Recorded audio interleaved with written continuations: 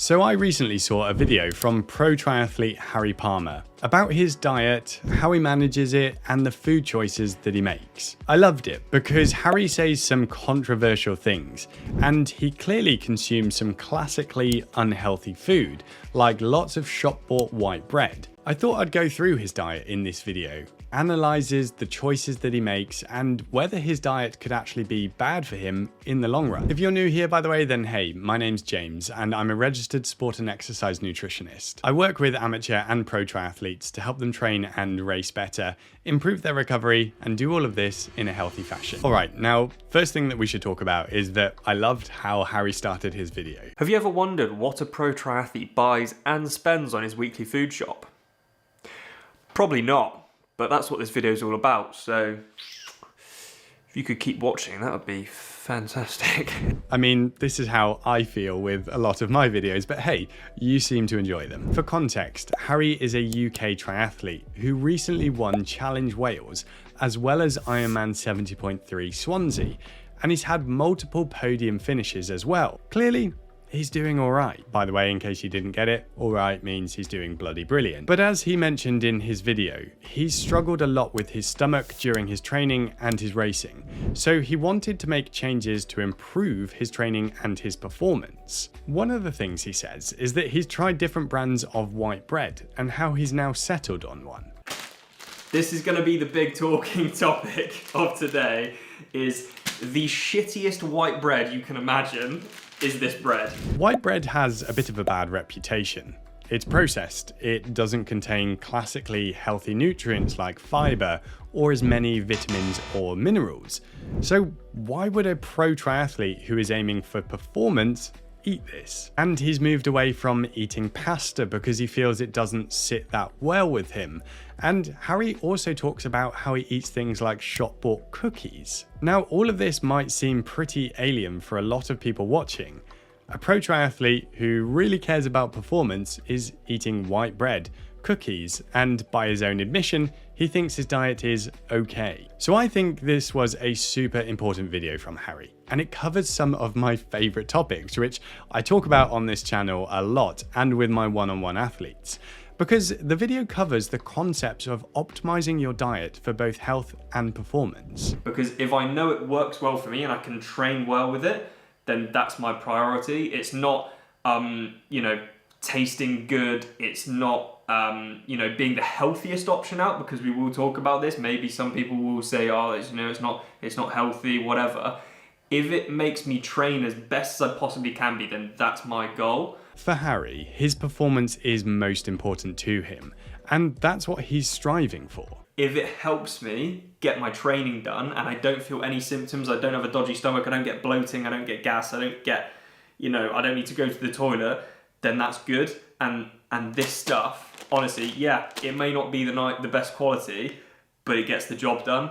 Every other bread that I've had seems to cause issues. So why would I go for better quality but have worse results in my training when I could go for, arguably not very good quality, but I get better results in my training? Like, that's what I'm looking for, so that's the good stuff. In order to train and perform well, and do this repeatedly over time, you need to reduce unpleasant gastro symptoms or tummy symptoms.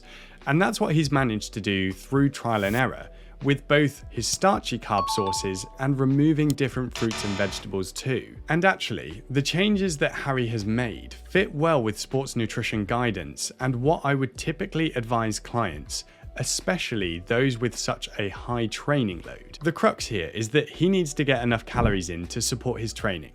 And the truth is that this is just not possible without eating easier to digest, simple carbohydrate. This is where the white bread comes in, as it's far more practical around training than wholemeal bread. And if that supplies Harry with the energy that he needs and it doesn't cause stomach upset, then that's the correct choice. And there isn't actually anything specifically wrong with it either, because the more important thing is overall dietary quality. Harry knocks his diet, but honestly, it's really not bad.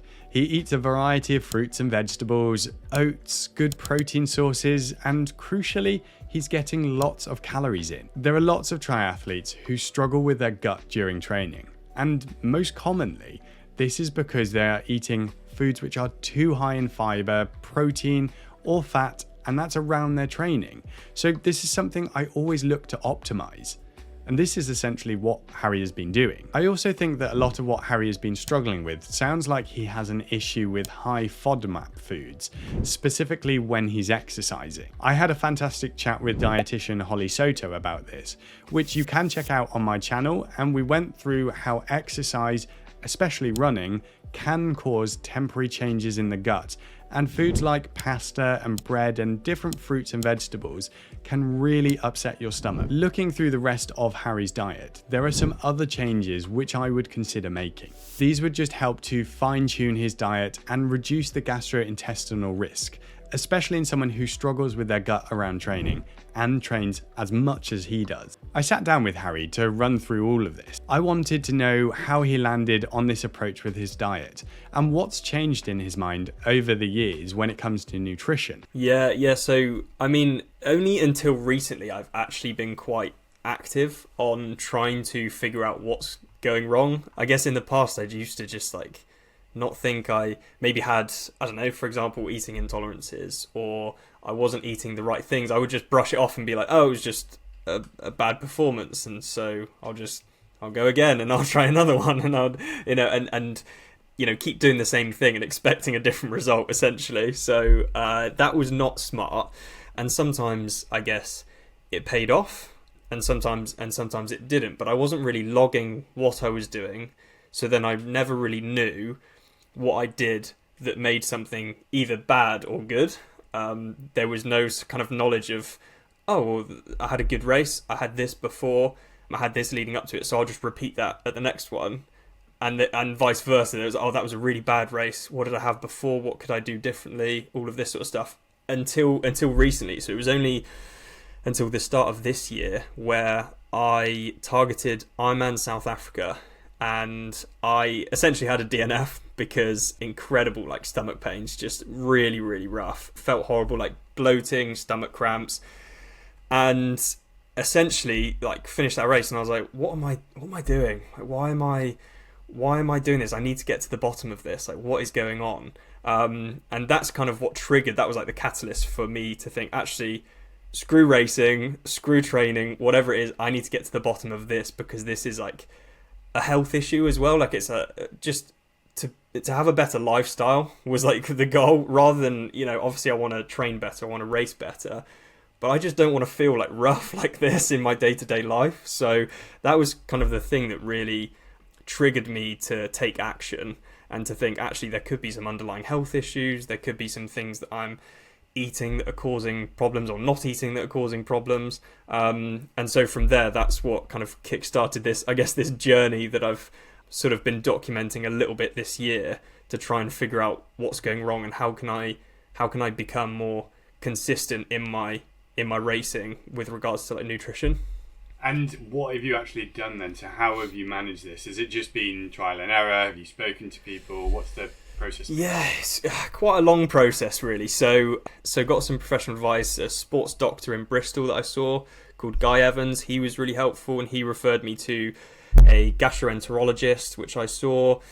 We did different samples, so blood tests, stool samples, intolerance testing. Not glamorous at all, but I just wanted to get to the bottom of it and think, do I have some underlying health issues? It was quite interesting, actually, because, and I'm sure you have experienced this before, when it comes to nutrition, I found that everyone has got an opinion on what's good and what's bad and what you should and shouldn't do. Through trial and error, I sort of figured out, oh, actually, that might not be so good for me, or that could be good for me, and just trying different things. And I'm still, I would say I've got a lot better, and I've got an understanding now of what I should avoid and what I shouldn't have in my diet and what I should be having. But I'm still definitely in this phase of still just a bit of trial and error, just to try and further optimize it a little bit. I feel like I'm 50% there, I guess. I'm better, but I definitely feel there's a lot more I could do and a lot more I can find out about myself. It's not a quick fix. That's almost always the case with nutrition, is that there might be some kind of glaringly big things which might change it. If you had a diagnosis like celiac disease and it came back as positive and they said, right, cut out wheat completely or gluten, and then that made a huge difference. But if that's not necessarily the case, actually, it can just be that process of trying to understand what works for you. Yeah. And that is nuanced. And I mean, it kind of plays into the thing which you said about people having lots of different opinions. And that is definitely true. And I mean, I err on the side of that it's not really black and white. And most people who go on like a specific black and white pathway probably have an agenda in some sense, because actually it's just it's so complex, and actually a lot of the time we don't know enough to be able to make very hard and fast decisions, and what works for one person which should work for someone else doesn't necessarily work. So what have you changed like in your day-to-day nutrition, race nutrition? What's been working? I'm not really like lactose intolerant, but I found dairy was sort of not sitting that well with me, so I've kind of cut out dairy completely, which has helped quite a bit. And then I'm also just trying to like really simplify things. There were certain like fruits and veggies that I figured like any fruit and veg is healthy, so I should be having that. But then there were some things that were really affecting me, and I was like, oh, well, that's supposedly meant to be healthy, but it's not making me feel very good. I'm getting bloating, whatever. So it's figuring out what like good foods I can eat that not affect me badly. But then I went through this whole phase of I quite like having, you know, toast and jam essentially for my race morning breakfast. And I was thinking, okay, well, let's try and think about what bread is going to sit perfectly on my stomach. And I went through this whole phase of trying to figure out, you know, what bread's right. And people were saying sourdough is better on your gut, and like really good quality bread, get it from like, you know, the nicest bakery you possibly can. And I went through this whole phase, and then I found out that, you know, the crappiest white bread is like the thing that sits well on me. And I'm like, well, people may not like it, but it does the job. And so there are certain things that, people might see as being unhealthy, but if they work, they work. And so I'm trying to, be sensible with trying to make sure it is healthy within reason, but it's got to work for me. It's got to work for the training and racing. And if my body feels good on it, then I'm going to opt more to have that than something that is deemed more healthy option that doesn't sit that well. Yeah, and I found this really interesting in your video, because you, for me, hit the nail on the head there of saying it's about what works for you. And if you just try to follow the classically healthy option, then actually that might be contributing to your problems. It might be higher in fibre, it might be higher in protein or fat, which in a daily diet and for someone who might not be training as much, fine, might be great. But actually, with someone who's got such a high training load, competes at such a high level, you need to be able to perform day in, day out. You need to be able to recover well, and importantly, you need lots of calories. Yeah. And I think that's something which people kind of struggle with, and even age groupers, to be honest, who still train a reasonable amount, that they will struggle to get enough calories in, and without even realising are kind of under-fueling, because that demand is so high. And people feel a bit uncomfortable with the thought that actually they need sports drinks, gels, white bread, cookies, all of that thing to actually give them enough calories. Because if you just try to eat you try to eat the classically healthy food, often it's too much fibre, it's too much fat and protein, that actually it's going to mean that you don't train as well as possible. So either you don't get the performance benefits that you want to because you don't perform as well in training, or you don't train enough, or you end up going the other way, you don't fuel enough, and then you get all of the problems associated with under-fueling. And I think it's getting better, but there's there's still a bit of stubbornness in thinking that you have to eat all of the best, healthiest foods, but it's not. You're somewhere on this sliding scale of foods that all are contextually appropriate. Yeah. And things in moderation or at the right time, and I think that's what people miss. So what's next for you in terms of your diet, training, racing? Where are you going with it all? I've actually been fairly bad in the past of sort of getting maybe like, I don't know, a couple of steps in the right direction, and then be like, cool, I'm fixed, I'm sorted, I can just fall back into old routines and I'm absolutely fine. And then obviously it crops up again. Like I will have days, or like in the evening I'll be like, oh, why do I feel so rough? And then I'm like, oh wait, like, of course I feel rough because I had that earlier or something, or you know, I've hardly drank today. I haven't had much water, whatever it is. Like, or I've had too much coffee. I mean, I'm a sucker for doing that, actually, drinking loads of coffee and then being like, I haven't drunk much water. Yeah. How long did that one last? Yeah, not long. I just eat the beans out of the bag. Whole new level. I can tell you why you're getting these stomach problems. Yeah.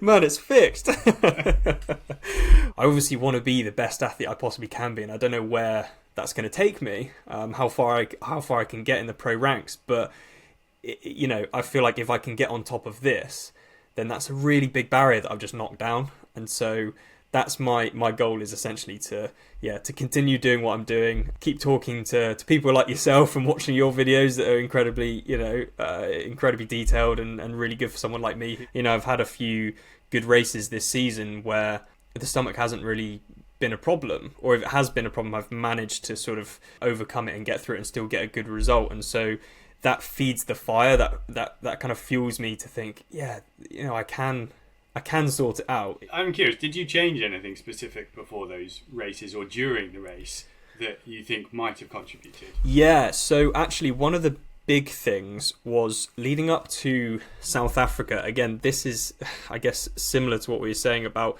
trying not to copy other people, is I was seeing kind of the information coming out about, trying to have 100, 120 grams of carbs an hour or something like that. And I was like, well, I'll just do that then. And that I think that was part of the reason why I really struggled. And so since South Africa, I've kind of sort of really stripped it back. And after talking to like sports doctors and other people, I've actually really reduced my carb intake on the bike. So before the race, I'll still be very heavy on like the carbs and try and get a really good carb load in. But what I've found is actually fueling during the race, my body just really struggles, and I can't take on as many carbs as other people. And so I think when I raced Swansea on the bike, I had 60 grams of carbs an hour.